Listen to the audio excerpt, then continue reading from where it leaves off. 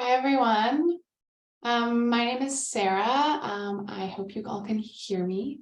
And I am the Director of Development of Communications at Looking Glass Foundation, and my pronouns are she, her. I would like to first open today's session by acknowledging that we live and work on the ancestral lands of the Squamish, Tsleil-Waututh, and Musqueam peoples.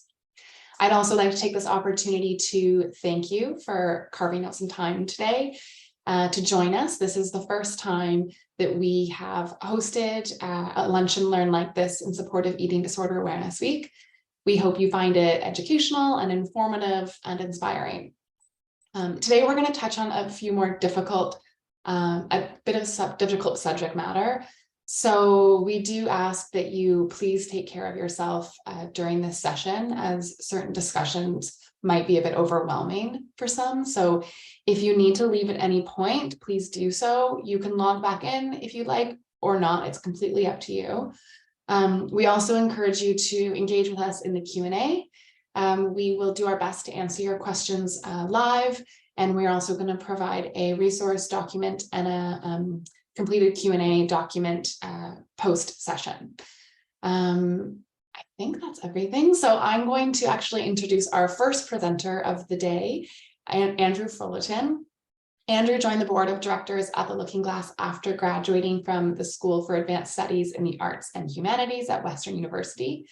And during his studies, he conducted research considering how social media, online forums, and other sources of qualitative data could be used to better capture the experiences of men with eating disorders. Today, Andrew is an advocate for health literacy and strives to improve the eating disorder support landscape through education and knowledge mobilization. So Andrew, I'm going to pass it off to you and turn my camera off, and you can take it from here. Sounds good. Thank you very much, Sarah, for the lovely introduction. Hello, everyone. Welcome to the Looking Glass Foundation's 2023 Eating Disorder Awareness Week webinar, The Bigger Picture, Challenging Eating Disorder Stereotypes. As Sarah just mentioned, my name is Andrew, and for the next hour or so, I'll be your primary presenter. Once again, I'll begin today with a bit about myself. Sarah mentioned I'm a graduate of the School for Advanced Studies in the Arts and Humanities, where I did interdisciplinary study looking at how qualitative data could be used to really better understand the experience of men who struggle with disordered eating. As she also mentioned, here at the Looking Glass Foundation, I'm on the board of directors, where I support the work done by our team in building and sustaining innovative programs for those struggling with disordered eating. And although today's presentation will be largely educational, one of the things I like to do in my presentations is include real experiences of people with disordered eating that are pulled from social media and otherwise anonymous online forums. So for that reason, as Sarah mentioned, please do take care of yourself. Feel free to step away if anything feels too raw or overwhelming today. There's nothing wrong with that at all. I appreciate that the subject matter is sensitive and can feel very touchy at certain points. Now, before we really get going with today's content, I actually want everyone here just to take a moment to picture what an eating disorder or what disordered eating looks like. At this point, don't try to challenge any thoughts and don't try to resist your intuitions. Rather, just let the thoughts flow freely. So who are you picturing? What do they look like? What is their story? Keep all of this in mind throughout today's presentation. Now, for most people, the image that comes to mind when they picture disordered eating looks something like this. And the term that's used to describe this image colloquially in research and support settings is SWAG. This is an acronym that means skinny, white, affluent girl. This is the quintessential image of disordered eating. It's the image that's been at the forefront of eating disorder research, support, and awareness for essentially decades now. Now, with that aforementioned SWAG stereotype come certain assumptions that are very much embedded in the eating disorder support landscape today. Namely, there's the notions that eating disorders affect only the young and affluent people. There's the notion that eating disorders occur mainly in women, the notion that body weight and shape are reliable indicators of eating pathology, and that people with eating disorders all strive to be thin. According to an increasingly growing body of research, however, it's becoming increasingly clear that many of these assumptions embedded in that SWAG image are not actually true. We know that eating disorders affect people of all ages and socioeconomic statuses. We know that as many as 1 in 4 eating disorders occur in men, and that approximately 54% of LGBT adolescents have been diagnosed with a full syndrome eating disorder, with an additional 21% of them suspecting that they've had an eating disorder. Meanwhile, we also know that minorities are disproportionately impacted by disordered eating. We also know that body weight and shape are only 2 factors among many used to identify disordered eating. Depending on the assessments you're using, sometimes there's 5, 6, 7, 8, even dozens of criteria used to identify disordered eating. Weight and shape are only 2 of these criteria. And we also know that people with eating disorders are not necessarily driven by a thinness ideal. Instead, eating disorders can be driven by any body ideal. So as I've just mentioned, we now know that eating disorders are not just an illness that impacts young, white, affluent women. But nonetheless, I want to be very clear that the problem with the swag image is not the widespread acknowledgement that disordered eating disproportionately impacts young women. I would argue that this acknowledgement is just as important as any. The problem, rather, is that we've become somewhat reliant on and unquestioning of the swag image and the assumptions that come with it. And our reliance on this image, in part, drives the creation and perpetuation of diagnostic barriers. Here, individuals who don't fit the image struggle for longer and receive support only in the later and more severe stages of their illness. We also know that our reliance on the swag image plays a role in stigmatization and mental health literacy, or lack thereof. That's to say that individuals struggle to identify disordered eating in themselves and in others, and they struggle to validate their suffering because they don't fit the image. And on a systemic level, those who don't fit the swag image struggle to get a diagnosis, and so they remain unaccounted for in the epidemiological data. These individuals then, because they're not being recognized by the data, essentially remain statistically invisible. So the research we pursue and the support programs we design continue failing to reflect that the diverse needs of sufferers. Now, I'm the first to admit that none of what I just stated is really very pleasing to hear. Today, however, and for the next hour or so, my goal is not to point out everything that's failing in the eating disorder support landscape, because I really do and genuinely believe that we're doing so much right in these support settings. Instead, today, I want to do my best to explain some of the causal factors that drive disordered eating. And I want to provide everyone here with a toolkit for thinking about disordered eating without the need to reference stereotypes or images. And in doing so, I hope to enable you to be conscious and cognizant of that swag image without being reliant on it. And I also hope that I'll encourage you to consider the individual's experience, their sentiments, and their behaviors instead of their appearance. So today I'll begin by discussing internalized body ideals. These are the ways that internal and external images of a desirable body manifest. Then I'll discuss the relationship between body checking behaviors and body dissatisfaction. Here I'll highlight in particular the importance of body dissatisfaction in driving disordered eating behaviors. Then I want to explain how the points of dissatisfaction created by body ideals can lead to an eating disorder, to disordered exercise, or to shape manipulation behaviors more broadly. Then finally, I want to pose the question: who's at stake, and explore how real experiences of disordered eating and body shape preoccupation are overlooked in marginalized communities, owing in part to our reliance and unquestioning of the swag image. Presented to you on the screen right now is a diagram representing the model of disordered eating that we'll be moving through today. And I'll detail this in much more depth throughout today's presentation, but just in short, to give you an idea of where we're headed today. Throughout the lifetime, a person internalizes body ideals. This is a product of media, social, and peer pressures.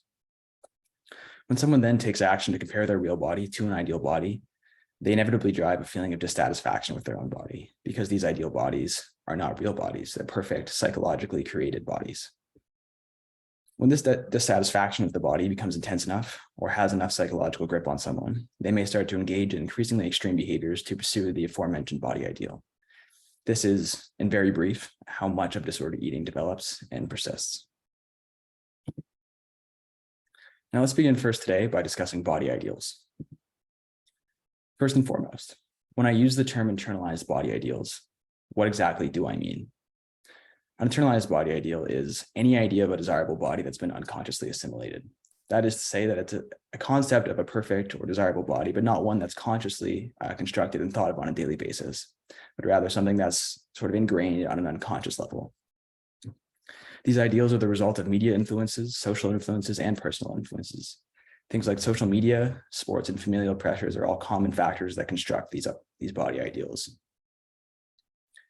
I think it's important to state here that for most people, if not all, internalized body ideals are something that we all have and are in some sense kind of this inevitable byproduct of being part of media and part of society. While body ideals are not in and of themselves predictive of disordered eating, they quickly become a factor in disordered eating when someone starts to compare their real and perfect body to the ideal, that perfect psychologically and socially constructed body. In some sense, body ideals can really be thought of as this kind of nucleus for disordered eating. They don't directly lead to disordered eating, but they contain the contents that may eventually drive disordered eating. And importantly, it's only under certain conditions and under certain stressors that they might actually translate to disordered eating. Now, for a long time, we've assumed that eating disorders are a thin person's illness. Increasingly, however, we're understanding that any body ideal can drive disordered eating. That being said, there are absolutely trends that show up consistently in eating disorder research that I think are useful categories when thinking and talking about body ideals. These are muscularity-oriented body ideals, thinness-oriented body ideals, and gender congruence body ideals. So let's begin today first by discussing thinness-oriented body ideals. Now, the term thinness-oriented is meant to capture the range of internalized ideals whose primary feature is thinness. The swag image of eating disorders that many think of, for instance, falls into this category. Thinness, however, does not have to be the sole desirable feature. For instance, there are some studies that suggest that even in men and man-aligned people with anorexia, muscularity tends to be a secondary or at least a simultaneous point of concern. Generally, for someone with this thin ideal, body dissatisfaction is related to thinness. This drives predominantly restrictive behaviors and efforts to reduce body size as a whole. Compared to other body ideals that I'll discuss today, thin ideals are more broadly recognized and more broadly acknowledged by eating disorder research and support systems. Despite this broader recognition, though, those affected will often have different points of dissatisfaction, different behaviors, and different experiences. That's to say that even under this big umbrella of thinness-oriented body ideals, it's very individualized. Each person will have their own distinctions and their own points of dissatisfaction or own points of idealism. Presented on the screen right now is the first of several firsthand accounts of body ideals, dissatisfaction, and disordered eating behavior. The skinnier I became, the happier I was. This excerpt, I think, is a powerful illustration of an internalized body ideal that's become overvalued. The skinnier I became implies some form of action taken to pursue fitness. Even more problematic is the conditional that follows it, the happier I was. Here we see that the body ideal is not simply confined to the body, but has actually become a measure of self-worth more broadly. This individual's happiness, in other words, is directly related to their thinness. And this overvaluation of the body ideal is something that's characteristic of many who struggle with an eating disorder. Turning now to muscularity-oriented body ideals. The muscular ideal is defined as the two-dimensional desire for A, muscularity, and B, leanness. That second dimension, the leanness dimension, is thought to be desirable because it makes musculature more apparent. That's to say that while muscularity is the primary desirable feature, the drive for leanness is secondary as a means of revealing said musculature. While this ideal has become a more common research topic in recent years, the DSM does not currently account for muscularity-oriented body ideals or muscularity-oriented eating disorders in a real significant way. As a result, lots of our eating disorder assessments and diagnostic tools often fail to capture this body ideal. It's worth mentioning here that while fitness-oriented ideals are thought to disproportionately impact women and women-aligned people, muscularity-oriented ideals are thought to disproportionately impact men and man-aligned people. So what we're reading here is an account of these two dimensions of dissatisfaction I described only a moment ago. I realize today I'm not big, dimension A, but I'm also not shredded, dimension B, so I'm pretty much stuck. The challenge for those struggling with these muscularity-oriented ideals and muscularity-oriented sort of eating lies in the fact that these two dimensions of the ideal are essentially at odds with one another.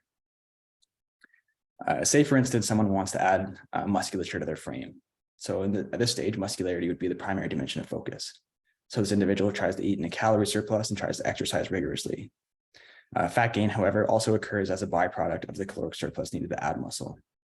So as they become more muscular and thus add body fat, dissatisfaction with leanness increases. And then leanness becomes that primary dimension of concern or focus. So once again, they shift and they pursue leanness until they start to lose muscle owing to a calorie deficit. And they once again become dissatisfied. So what you see here is you see this sort of pendulum effect, this up and down, where there's dissatisfaction throughout, despite the fact that there's two sort of extremes of behaviors going on.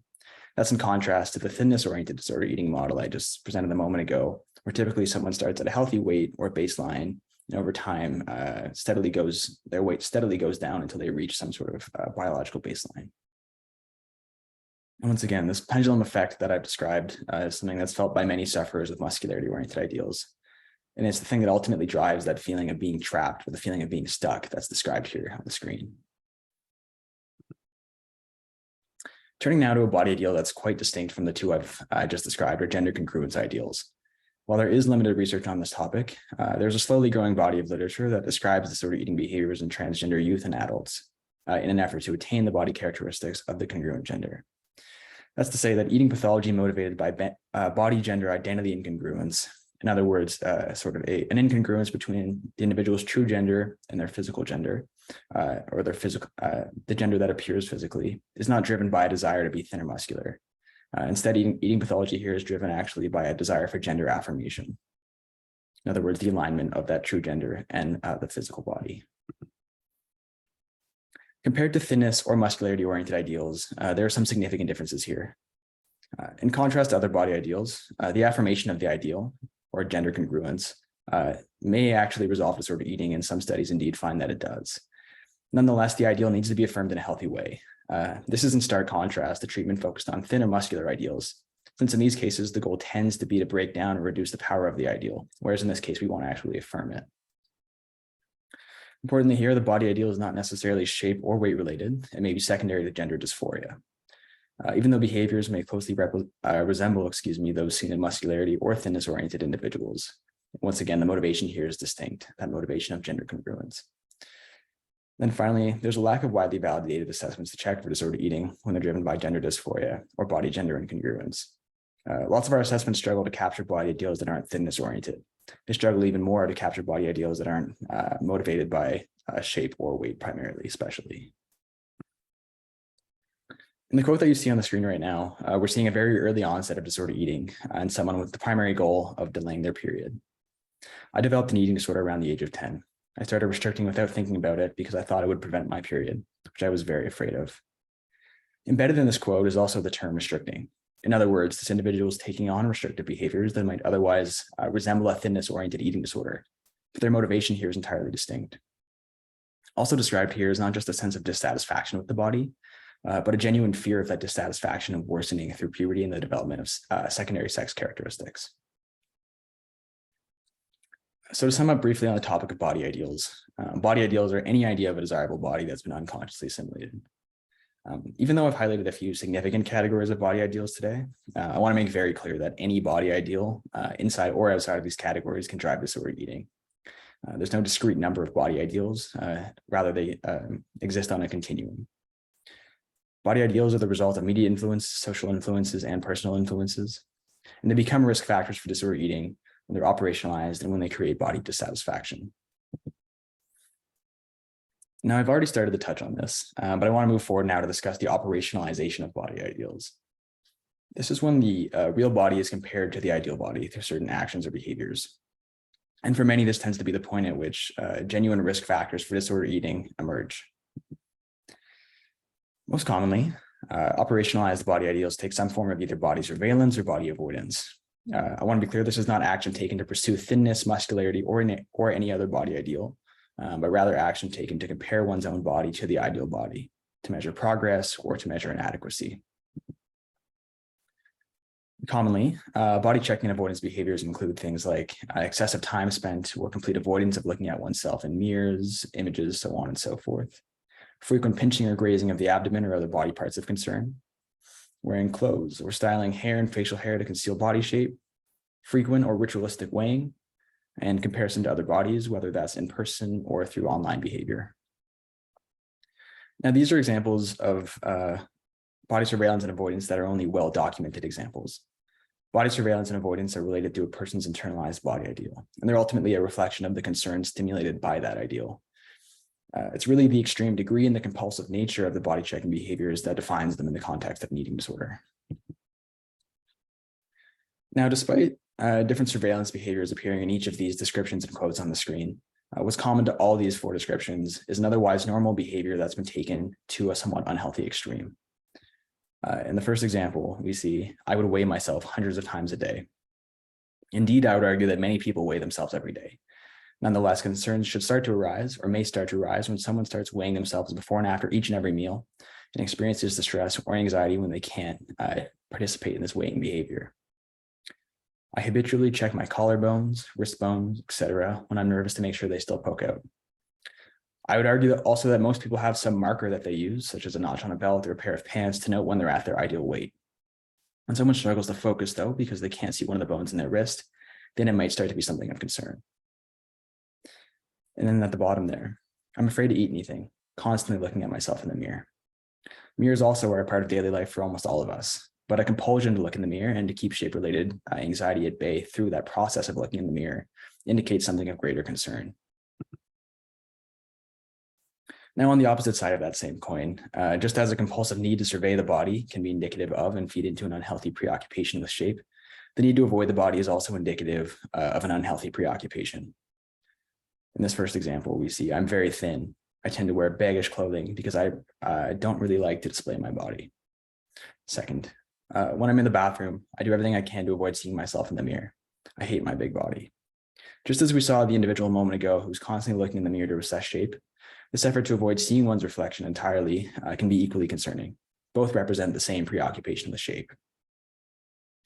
And then in the final example, I have a beard to hide my jawline because I'm afraid that I'll see a double chin. We see an example of a less conventional point of dissatisfaction here. Typically, I think people imagine the body and not the face as the source of dissatisfaction. But as I've already described today, points of dissatisfaction are specific to body ideals, and efforts to survey or avoid the body reflect those particular points. This individual here seems to be especially concerned with their jawline. And so their behaviors, their dissatisfaction, and their surveillance behaviors in particular reflect this preoccupation. Now, I've mentioned dissatisfaction a few times already, but I want to take a moment here to define it in plain terms. Body dissatisfaction is a feeling of disaffection with one's own appearance. It may refer to a dissatisfaction with weight, with shape, a particular body part, or with some other aspect of one's body or appearance. And one thing I want to pause and point out here is the reciprocal relationship between body checking behaviors and dissatisfaction. When an individual is concerned with shape, they often turn to body surveillance and avoidance behaviors as a way to manage that anxiety. Generally, however, the strategy only leads to a more severe preoccupation and a greater awareness of their perceived flaws, because their actions now actually reinforce the body dissatisfaction points they have. This in turn drives an increase in dissatisfaction. And of course, that increase in dissatisfaction actually makes the individual more inclined to check or avoid the body because they have those heightened levels of preoccupation now as a result of the behaviors initially. And it's through this sort of reinforcement process where the body dissatisfaction, the body ideals, and the body checking behaviors reinforce one another, that the body ideal really becomes more present in someone's mind. And this is when the dissatisfaction starts to feel more real. I would argue that this, more than anything, creates the conditions for disordered eating and exercise. And it is for this reason, in part, that body dissatisfaction is considered by many to be the strongest predictor of disordered eating. Here we have the top quote: "Every fold of skin became a nuisance." What we have in this quote is someone who can actually feel every single fold of skin on their body, feeling like it's a bother or a problem. The preoccupation with the body here is no longer even just psychological, but it's actually sensational. They literally feel the dissatisfaction. This is an example of how powerful dissatisfaction can become through that reciprocal process I described just a moment ago.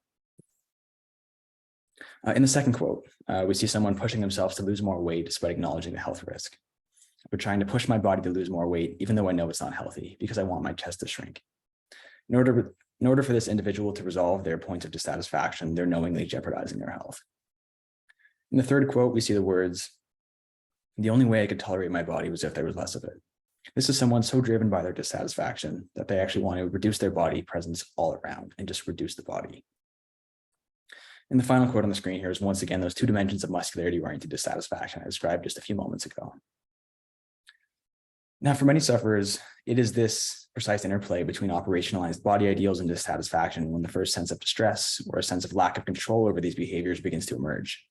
For many, it's these behaviors and this dissatisfaction that vitalizes the body ideal, or the eating disorder voice, as it's sometimes referred to, that says, "I'm not good enough. I can be better. I can look better." In many accounts of relapse and recovery setbacks that I've come across, people first realize they're beginning to relapse once body checking or avoidance reemerges. It's a very powerful component of the disordered eating mechanism. Now, as I mentioned a moment ago, body dissatisfaction is thought by many to be the single strongest predictor of future or present disordered eating.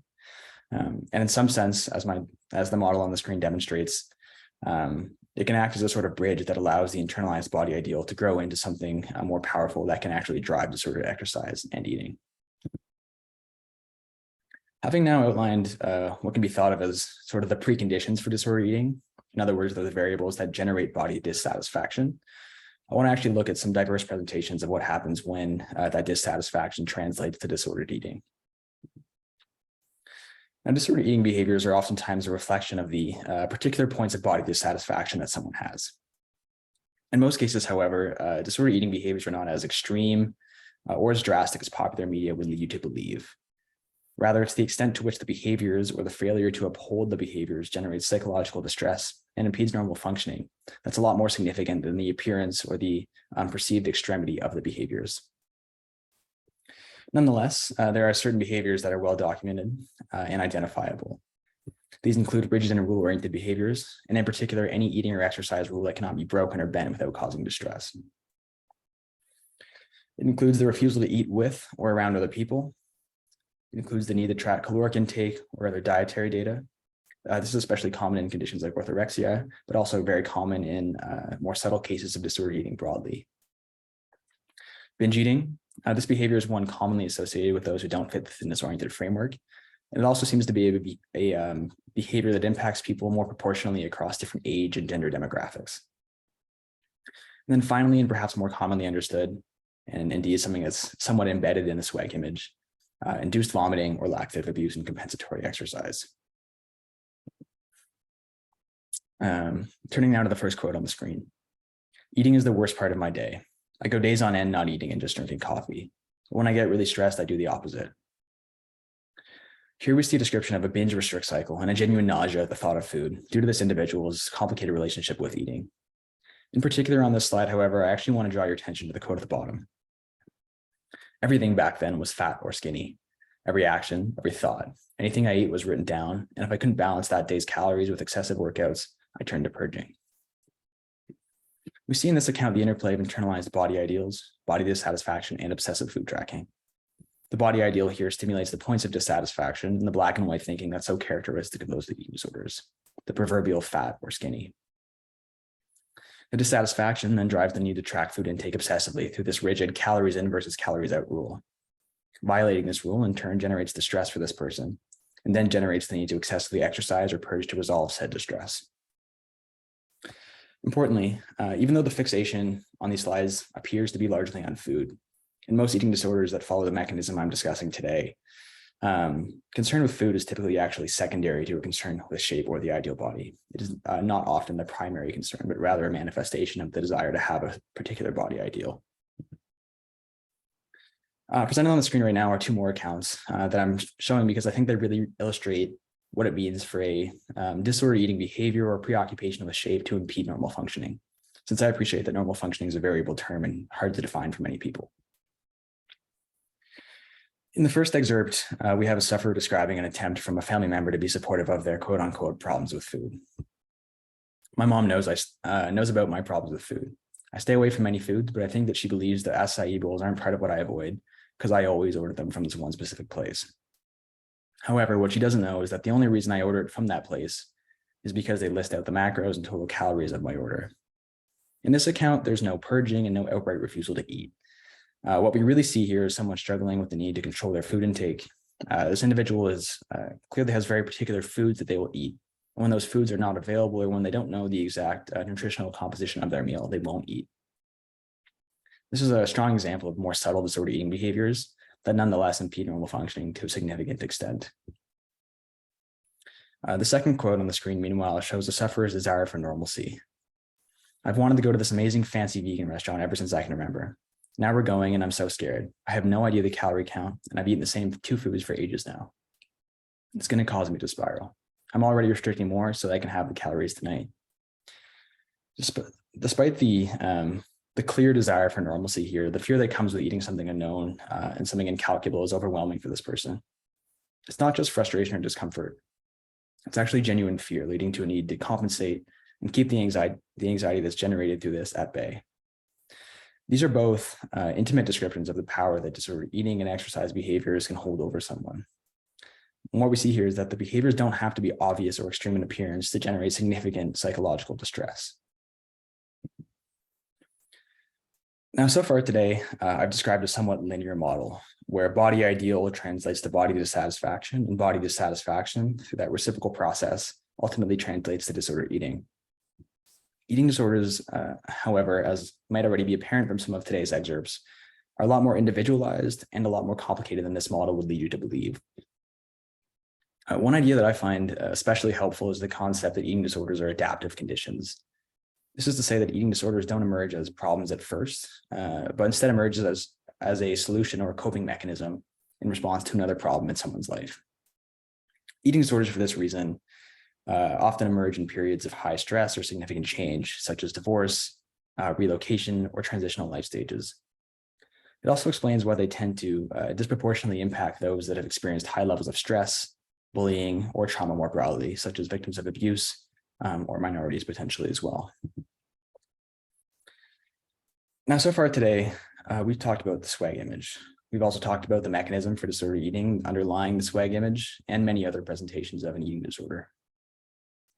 In these last few minutes, though, before we bring our panelists on for discussion, I want to dedicate some time to some of the communities marginalized by eating disorder stereotypes. In particular, higher weight individuals, adults, sort of meaning those over the age of 30, and anyone who really identifies as an adult in particular. The LGBTQIA+ community, minorities, and lastly, men. Now, perhaps you've noticed this and perhaps you haven't, but most of the examples on screen today are actually from these communities. And for many of these folks, long-held assumptions and misguided beliefs about what constitutes an eating disorder have led to a very real internal and external barriers to support. Now, when I refer to higher weight individuals, I'm referring to the broader category of those who don't look or measure as though they have an eating disorder. When it comes to individuals with higher levels of body fat in particular, there are immense barriers to support and recovery. On the one hand, there are all sorts of stigmas surrounding being overweight in our society and all sorts of assumptions surrounding lifestyle and behaviors that come with this. However, higher weight individuals are not actually impacted any less by body ideals, and they're subject to body dissatisfaction just the same. If anything, you could argue that the shame and dissatisfaction that's driven by fat phobia can actually amplify already existing feelings of dissatisfaction and reinforce body ideals further. Meanwhile, the psychological distress and the physiological impact of disordered eating is no less significant in those of higher body fat. Meanwhile, those who look stereotypically healthy, muscular, or fit are also oftentimes overlooked. This is especially true of individuals with the muscularity-oriented body ideal that I've mentioned earlier, and also those who experience that same muscularity-oriented disordered eating pattern. Owing in part to higher levels of muscularity and thus higher body weights and BMIs, so on and so forth. These individuals don't really look like the characteristic image of an eating disorder. Nonetheless, individuals who struggle with the muscularity-oriented ideal experience just as much psychological distress and significant physiological ramifications of disordered eating. And we combine this with the fact that clinical assessments overemphasize thinness as an indicator of eating disorders, and that clinicians, peers, and family members are less likely to suspect disordered eating in those with bigger bodies. It means that individuals who don't fit the thinness-oriented framework can suffer for longer and not receive support until it becomes medically necessary, and in some cases, a medical emergency. Now, as was the case with higher weight individuals, the intersection of certain stereotypes and assumptions generates significant barriers for adults with eating disorders. Once again, I'm referring to typically those over the age of 30, but really anyone who identifies as an adult. Now, shame and stigmatization seem to be especially significant barriers for adults. Adults are more likely to think of eating disorders as an adolescent problem and feel as though continuing to struggle with body image, eating, etc., are nothing more than vain, selfish, or even childish problems that should be beyond them. This oftentimes leads older folks with eating disorders to struggle to validate their experience and struggle to validate their struggle as a result. Because of this, they often delay support seeking or avoid it altogether. What we see on the screen here is someone describing a long-term struggle with disordered eating. I've never been formally diagnosed, which makes me feel inadequate, of course, but I've been dealing with this for over 20 years at this point. I go through periods of being fine and eating normally, and then something triggers me back to restricting. I recently started going on eating disorder Tumblr again, and it's so embarrassing. I should be focused on so many other things in my life right now, but instead I'm trying to figure out which hashtags to look up to trigger myself. It's awful. In particular, here we see someone describing a sense of shame or even guilt at continuing to struggle with disordered eating as an adult. The notion of I should here signifying shame and guilt is one that comes up over and over again in accounts from adults with disordered eating. Here we have two more excerpts. I'm so ashamed of having this problem crop back up in my mid-30s. I definitely feel like I should be family-oriented and not where I am right now. It's humiliating. I'm married with a child. I just feel like it's a vain, selfish problem that I should have gotten over as a teenager, like a phase you go through and grow out of. But here I am still thinking about my appearance when others have moved on and are actually living their lives. Once again, here we see that language. I should be family-oriented. I should have gotten over this as a teenager. This feeling that they shouldn't be struggling with this and that their struggle is in some way not valid or not worthwhile as a result. Now, turning to the topic of minorities with disordered eating, there are a couple of key factors to consider. As described by the minority stress model, we know the minorities are disproportionately subject to daily stressors and identity-related stressors in particular that can elevate a risk for an eating disorder or other psychological illness. This is once again in keeping with the notion that eating disorders are adaptive conditions. When we combine these risk factors with the fact that most assessments, diagnostic tools, and support programs have been created according to female, white, predominantly young research populations, our assessments really fail to account for body ideals that might be generated by different cultural, social, or different familial pressures. So what we see in minorities really is the convergence of two problems, wherein those more likely to suffer from disordered eating compared to the general population are actually less likely to be identified by the assessments currently in place for eating disorders. Turning now to a population that's particularly at risk. Studies have shown that LGBT adults and youth are more likely to experience eating disorders owing to unique risk factors like discrimination, community pressures, internalized homonegativity, sexuality concealment, and body gender identity incongruence. These unique risk factors exist alongside other stressors they might face, such as minority stress and other life stressors. Meanwhile, our current nosological or diagnostic framework, struggles to account for diverse body ideals. This creates significant barriers in particular for non-binary, transgender, or gender fluid folks who don't possess cisgendered or heteronormative body ideals. Presented on the screen right now are experiences of disordered eating pulled from the transgender community. Since it seems to be the case that many bisexual and gay folks ultimately fall into the aforementioned thinness-oriented or muscularity-oriented group, I'm largely only representing the experience of the transgender folks on this slide. The first one here. My breasts are down to a size D, which really bothers me when I'm not wearing a binder. I've been trying to push my body to lose more weight, even though it's not medically necessary because I want my breasts to shrink. We have the second quote, or the third quote, I was so goddamn miserable, I starved myself just to feel in control. I thought if I was skinnier, I'd be okay with my body. In this second quote I've just described, we see someone who has experienced so much psychological distress that they're at their gender body identity incongruence that they use weight manipulation and disordered eating as a way to cope or just feel in control or okay with their body. And now finally, I want to address the challenge of men with eating disorders. For men and man-aligned folks, mental health literacy seems to be a significant barrier to support. That's to say that men struggle more than the general population to identify disordered eating behaviors in themselves and in others. It's also a somewhat well-known thing that men are less likely to seek support, not just for disordered eating, but for all physical and mental health-related afflictions. When we combine this with the notion that eating disorders are a female illness as generated through that swag stereotype, men experience significant shame when they struggle with body image and eating problems. Meanwhile, there are some studies that suggest that men who experience muscularity-oriented disordered eating are actually less likely to be screened for disordered eating because they don't look thin, frail, or otherwise characteristic of disordered eating. Now, looking at the first quote, I know it's a problem, but to tell anyone in real life about it would just feel silly, like I'm being an annoying attention seeker. Anyways, right now at 29 years old, telling myself that I'm just faking it is getting me through.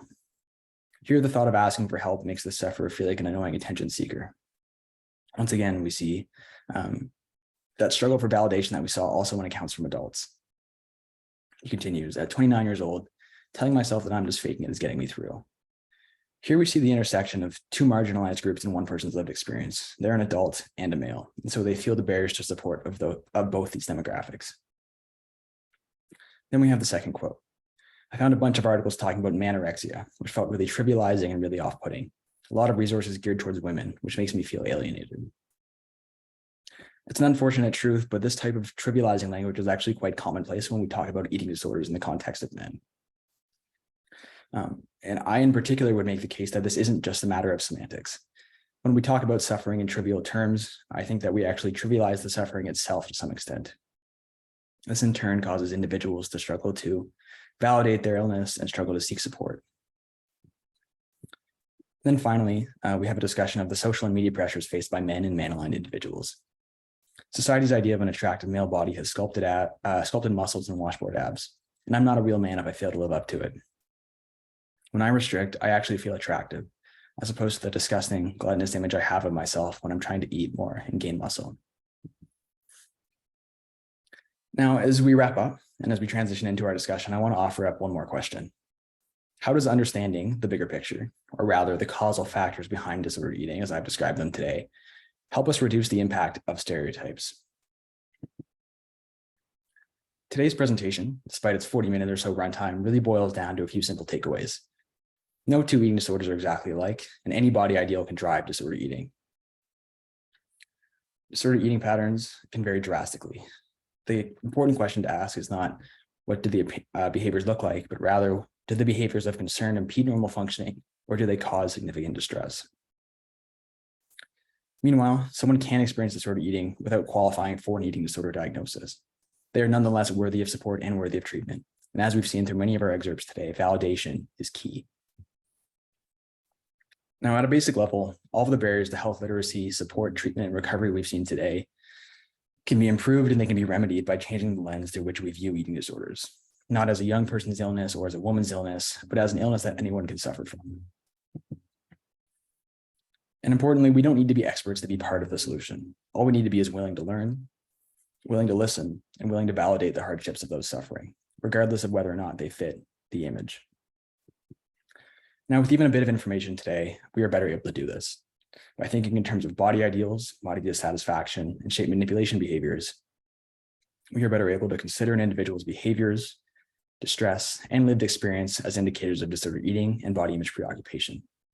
We're more able to validate the struggles of those suffering or at risk for disordered eating, and then we're better able to intervene earlier. We're also better able to resist the influence of stereotypes and better support all those struggling, regardless of appearance.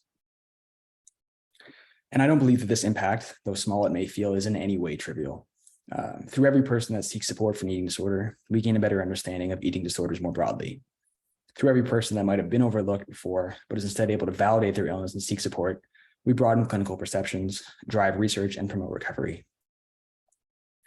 Giving someone the courage to seek support, meanwhile, ultimately comes down to support networks. It comes down to the people in someone's life, their patience, and their willingness to speak up and offer support to someone in need. In other words, it all starts with us.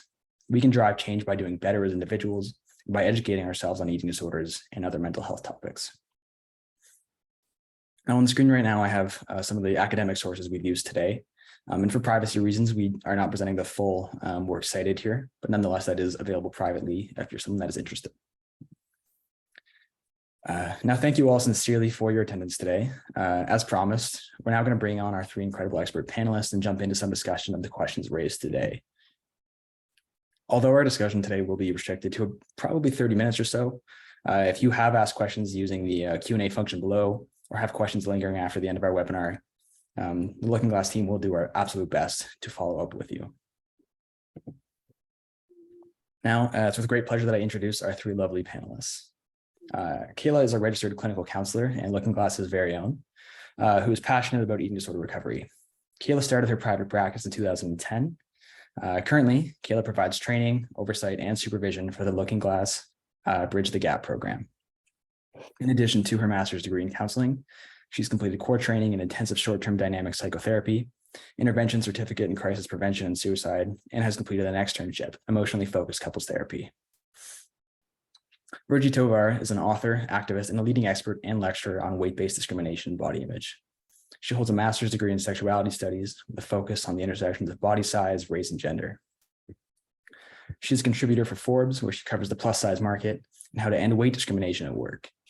Virgie's the author of You Have the Right to Remain Fat, The Self-Love Revolution, Radical Body Positivity for Girls of Color, and her new interactive book, The Body Positive Journal. She's been featured by the New York Times, Tech Insider, BBC, Al Jazeera, and NPR. And last but certainly not least, we have Jason Wood. Jason Wood turned his battle with orthorexia into a mission to break the stigma around men's mental health and eating disorders by launching his personal blog, Orthorexia Bites, in 2021, and then publishing his memoir, Starving for Survival, in 2022. Through various podcast appearances, speaking engagements, and his writing, Jason strives to start a conversation that encourages everyone to speak up, share their stories, and get the help they deserve.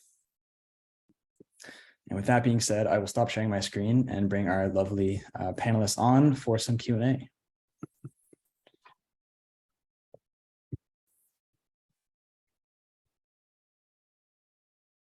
Give me a moment here while I pull up our questions.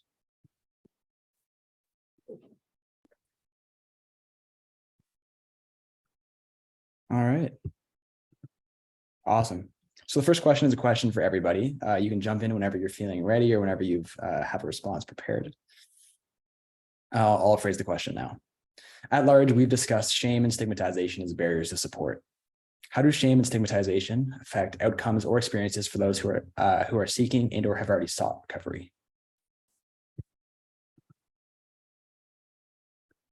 I can jump in for one thing there. I mean, I think one of the biggest pieces that we always have to keep in mind is there's enough barriers that these populations already face, and the field has enough barriers as is. So when people are wanting to reach out and ask for support, that ask doesn't usually come easily internally.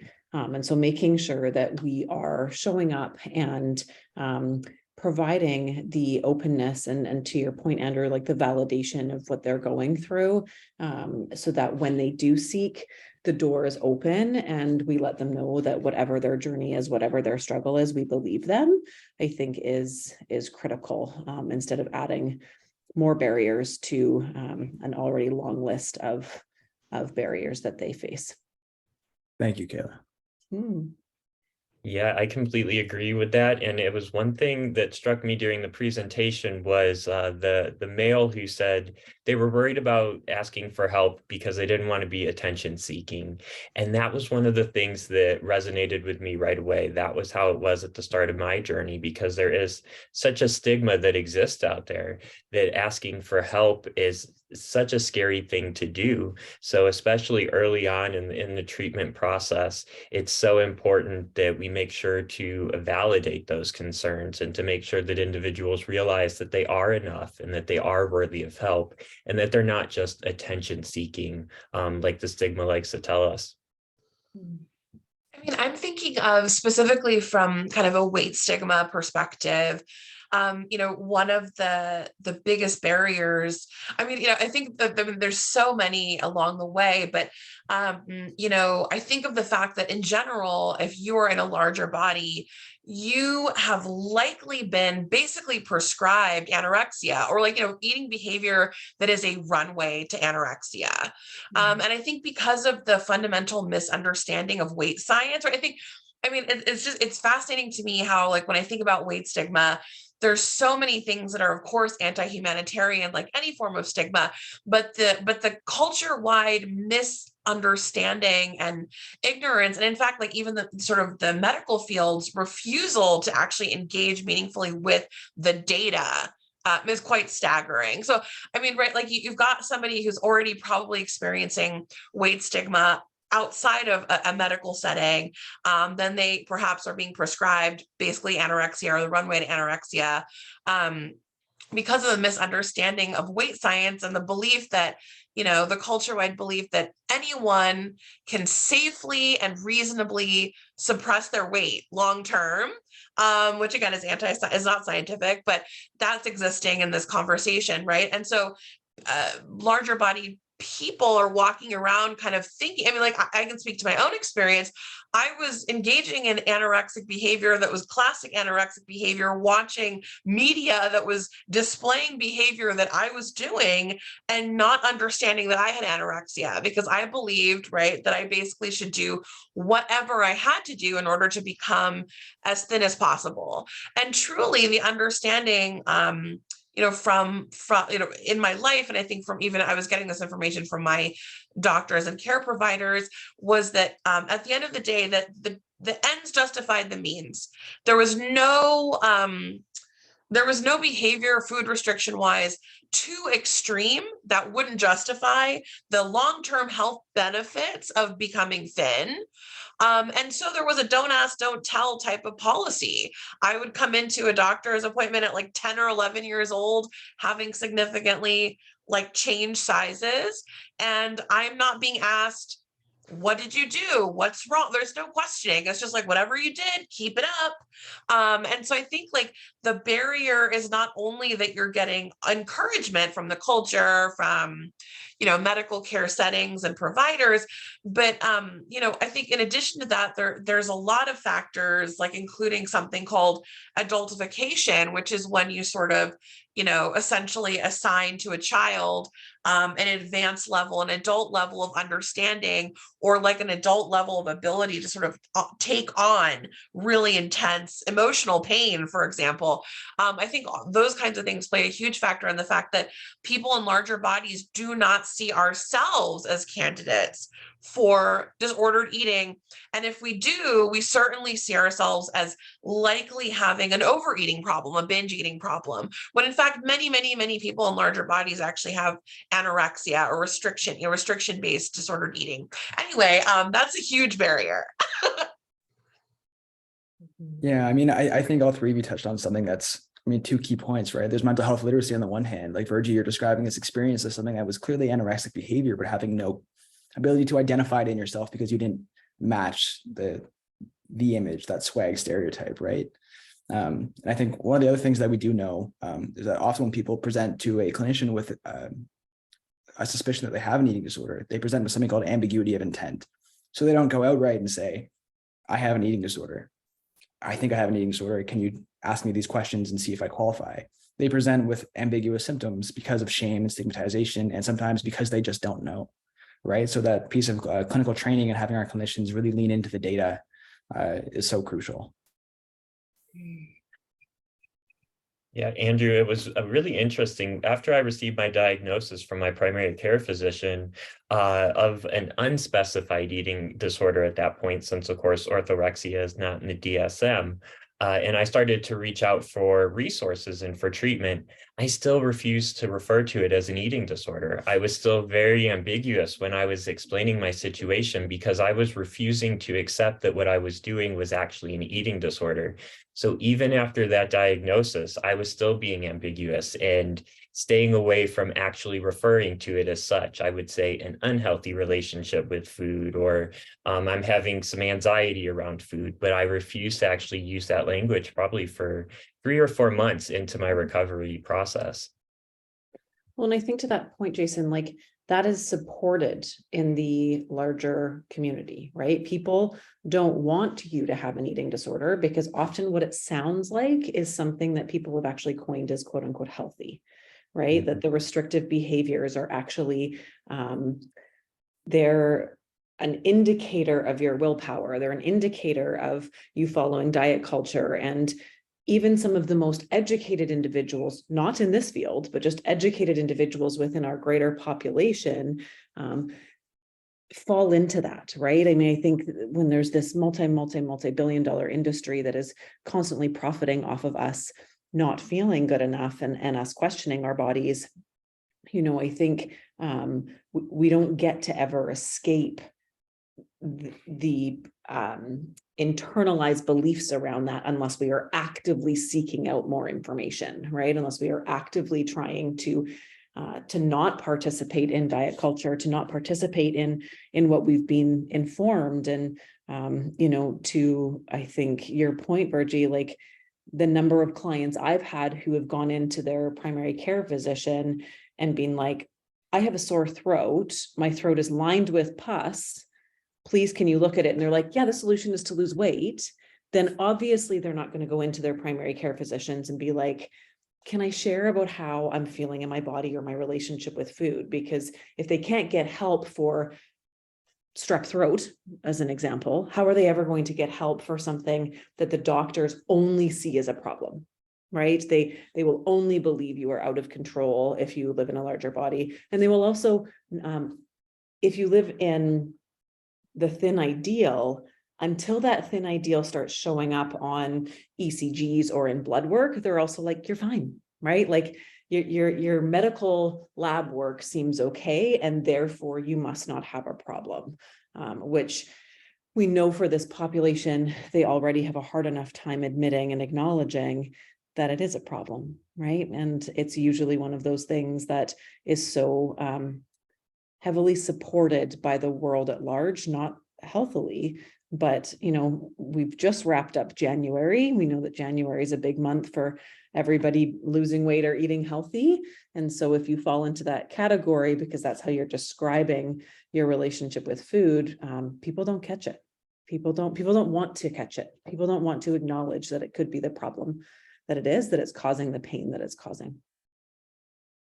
And I mean, I just think about, you know, a few high profile people who are in larger bodies who have come out with their anorexia diagnosis or just get derided publicly, you know? So, I mean, I think there really is kind of what Jason was talking about. There's like that reluctance to even adopt that that kind of framework because of fear of being further pathologized. You know, I mean, like if you're in a larger body, you're already being pathologized consistently. And then to sort of have this additional thing. And I think sort of a little bit, you know, connected to adultification in general, what stigma does is that it, you know, largely dehumanizes the person who's experiencing it. So there's this belief that it's like, you know, you couldn't possibly be suffering. You're like this enormous human who is taking up so much space. Like, how in the world could you need even more, you know, than like a little bit of extra room on an airplane or clothing that fits you? How could you need even more accommodation, you know?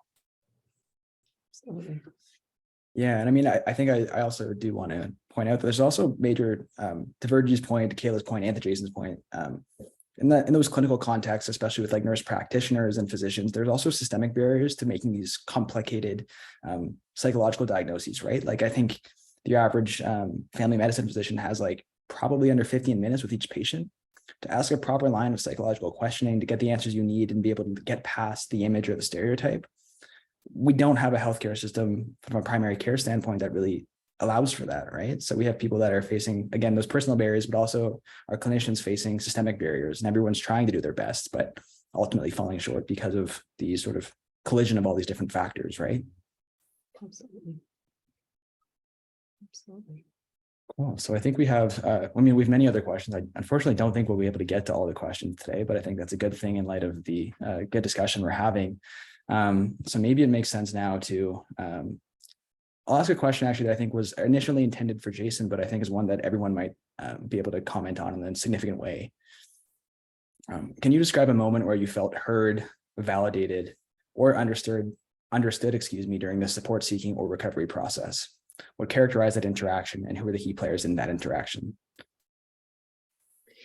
Yeah, so when I first felt heard, it was actually the conversation right after I'd hit rock bottom, and my husband had pointed out some concerns that he had been seeing, you know, in my personality, just changes overall in my demeanor and who I was.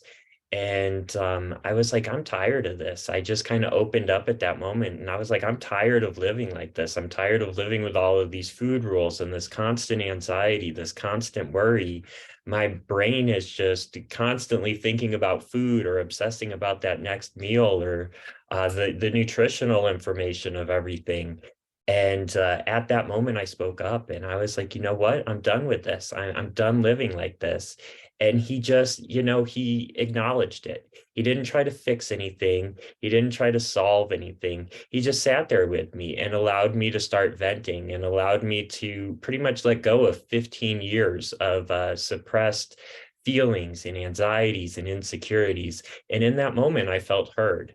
that was when I realized that I've got an ally and that there is, you know, a better tomorrow, that I can start this recovery process. But up until that point, I didn't, one, think I was sick enough for help. Two, I didn't think I was strong enough for help. And three, I thought maybe what I was doing was just normal. And that was going to be what my normal was going to be for the rest of my life. But it was in that moment that I finally embraced vulnerability and somebody was there to listen to me. That's when the changes started. And I think what was so important about that moment is that it wasn't trying to fix everything right away. He wasn't trying to solve everything right away. He wasn't saying, oh, you've got to go talk to this doctor or do that. It was simply just allowing me to talk and knowing that somebody else was there to listen. Right. Thank you. Mm-hmm. Beautiful. I mean, I think, you know, I love that story. I mean, I think I'm thinking of a sort of moment in a medical setting and then sort of a moment in my social life. I mean, I had this incredible, you know, amazing privilege to meet by sort of happenstance a group of fat positive people. They were fat activists. Many of them were queer women, and it was really, you know, it was like the question, did you know that you don't have to diet? Did you know that there's nothing wrong with your body? And I think, you know, we use the word diet and I think back on it and I'm like, oh, wow, we were using the word diet to describe a very wide swath of eating behavior. And a lot of it was just eating, but we didn't even, you know, like, again, that language just wasn't there. It was sort of, you know, dieting. And again, when you're a fat person, that's just what you think it is in general. So to meet a community of people who were saying, you know, and I think for me, I kind of want to point out there were so many powerful moments. Like I know it had never occurred to me that I didn't have to diet. It had never occurred to me, literally. You know, I was in graduate school at that time doing research, and it had never occurred to me, even as a person who had been a feminist for like 15 years at that point, who had been an anti-racist for just as long, who had been a critical thinker for just as long. No, it had never occurred to me to stop dieting. And I think also, like, you know, embedded in that was like part of food restriction really is kind of it's like the cyclical re-stigmatizing, right? Like in the sense that I can't eat this food because I don't deserve to eat this food, because only thin people get to eat this food. So it's like every time you're denying, it's like a dehumanization process happening on a microscopic scale over and over and over and over again. And I think to pivot to kind of the medical moment, I remember when I started just actually writing out and drafting the email, the introductory email that I would send to any new doctor I was considering working with.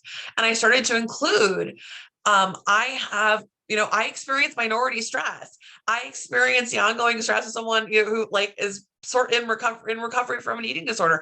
This is my past. I will not be tolerating restriction-based recommendations because I have an eating disorder past. And so it was just kind of this incredible moment of just sort of the empowerment I felt to sort of just lay it out on the table. And I'm like, can we agree that these are the starting terms? And having a doctor who was like, I understand and I believe you.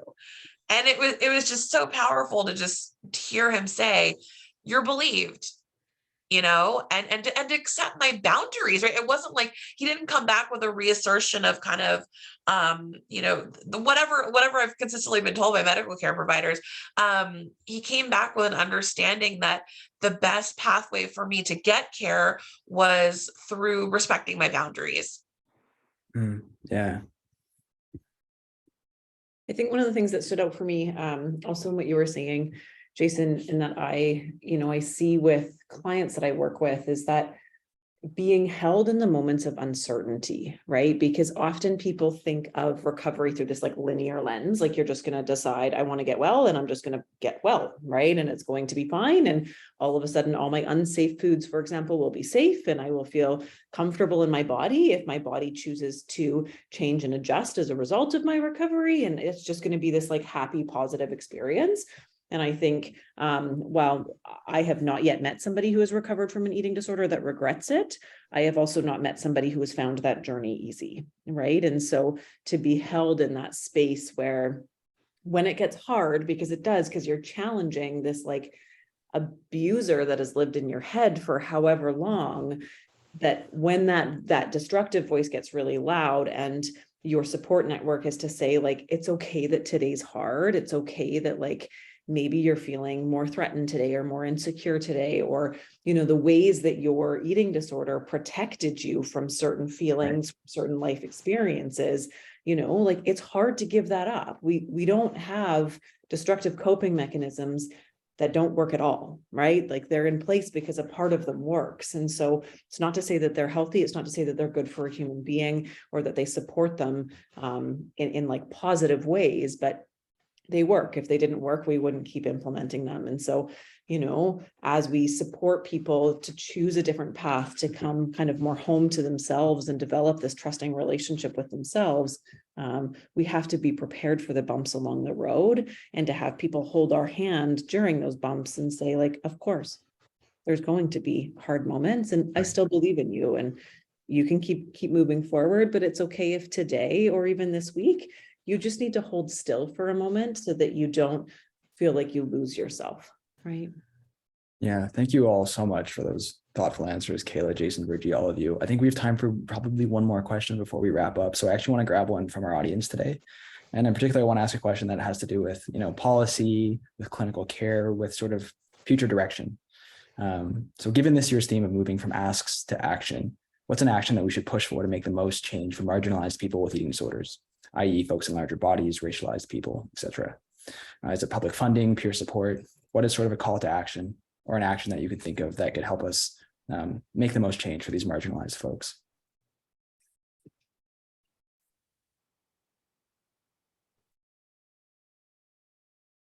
Yeah, for one of the things that comes to mind right away for me is just the power of storytelling and the power of the lived experience. And I think it is so important that we promote diverse voices when it comes to eating disorder awareness and eating disorder recovery, so that we're having those conversations. We're starting those conversations, whether that be in the schools or in college and university, where we're showing that eating disorders don't stick to the stereotypes, that an eating disorder can happen to anybody. And I think through the power of lived experience and shared stories is really how we can take some simple action, because all it takes is one story to reach that person out there right now who's struggling, who thinks, oh, I can't have an eating disorder, it can't happen to me.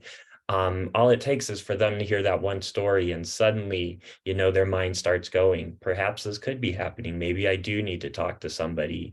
And I think that is one small step that we can take this year to do action, to make sure that we're sharing our stories if we've got them, or we're promoting those individuals from the underserved communities or the unrepresented communities, so that their voices are getting heard more, because we definitely need to amplify those. Thank you, Jason. Thank you. I'm thinking of kind of,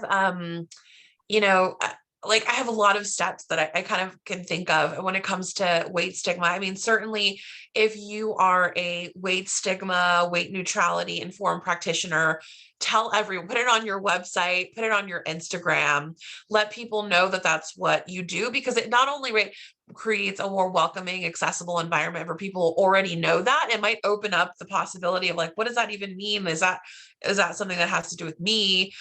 So I think that's really important and really easy. So does everyone know that you are practicing weight neutral, body positive, fat positive? Is that do people know that's your framework and your methodology?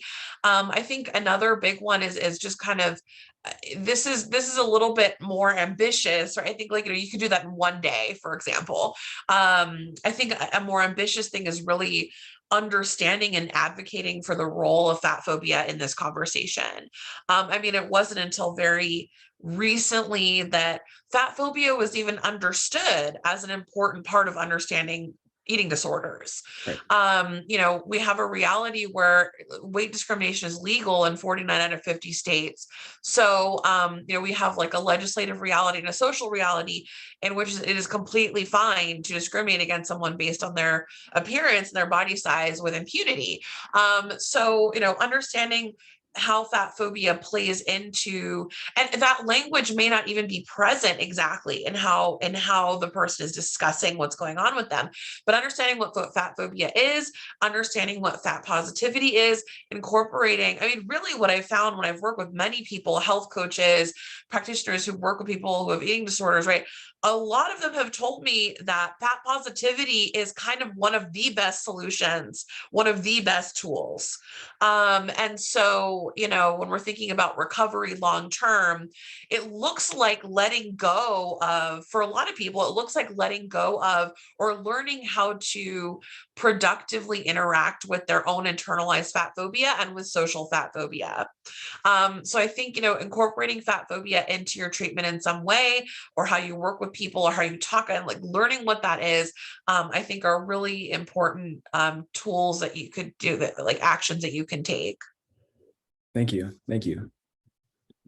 I mean, I think I'm in complete support of what has been spoken. And I think to add from, again, probably a more ambitious systemic approach is really looking at how we can increase funding so that we can decrease wait lists, right? Because when people want support, when people need support, we have to be able to say yes and now, instead of it being like, wonderful, see you in 12 to 18 months. Right? Like that doesn't work. That just gives this population fuel, A, that they aren't sick, B, that they don't need help. And at least in my experience with working with people with eating disorders, it's like when they reach out, you have to jump on that immediately, because if you don't, they might not want it again in 6 months, right? Depending on where they're at in their own journey. And so, you know, ideally finding funding to create more programming so that people aren't falling through these cracks, so that they actually get the help that they need on multiple different levels, and ensure that the answer when they are reaching out is, we can essentially see you immediately. Awesome. Yeah. Thank you, the three of you, so much for your thoughtful answers today. Thank you for being here. We're just running out of time now, a couple minutes left, so I'll return to sharing my screen. And I'll pass off to Sarah for some closing remarks today. Once again, thank you all. And thank you all to the attendees for being here. This means so much to me and to everybody at Looking Glass. Thank you. Yeah, thank you guys. I just wanted to hop on and say thank you from the team at Looking Glass Foundation for participating and for providing those really thoughtful answers and creating this conversation today.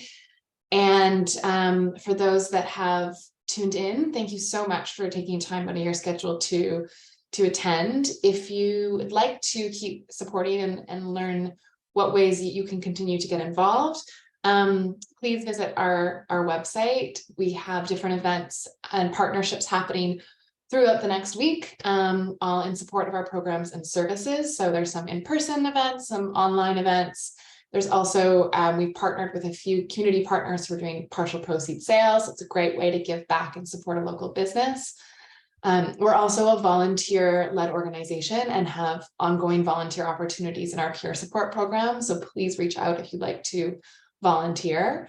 We're also participating in a match campaign this week where Faskin, our corporate partner, is matching donations up to $2,500. So if you make a donation from today until February 7th, that will double your impact on our donation page. And what we talked about today, please join the conversation. Follow us on social. We are putting out a ton of great content and information and stats and facts similar to kind of to carry what we've talked about today on our social.